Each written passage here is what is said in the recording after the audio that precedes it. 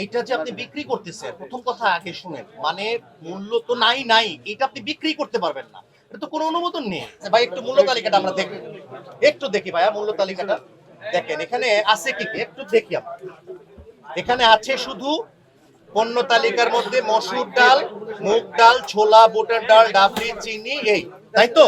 এখানে কি শুধু এই কয়েকটা আইটেম আছে নাকি আরো অনেক আইটেম আছে? আমাদের এই রমজান মাসে আমরা তো প্রচুর চিনি লাগে আমাদের, তাই না?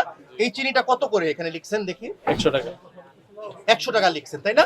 দেখি চিনিটা কত করে কিনেছেন আপনি? এই রুয়াবজাটা কোত্থেকে আনছেন আপনারা?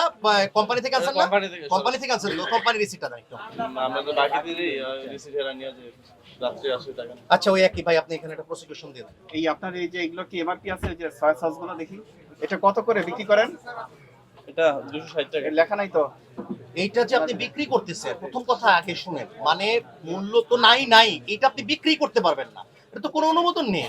এই ধরনের প্রোডাক্ট বিক্রি করতে পারবেন না, ঠিক আছে? তো এটা জানার বিষয় জানেন যে এটা রাখা যাবে না, ভুল হয়েছে, বুঝতে পেরেছেন, অপরাধ স্বীকার করছেন, আর কখনো করবেন এটা বিক্রি করবেন না, ইম্পোর্টারের সিল সহ রাখবেন।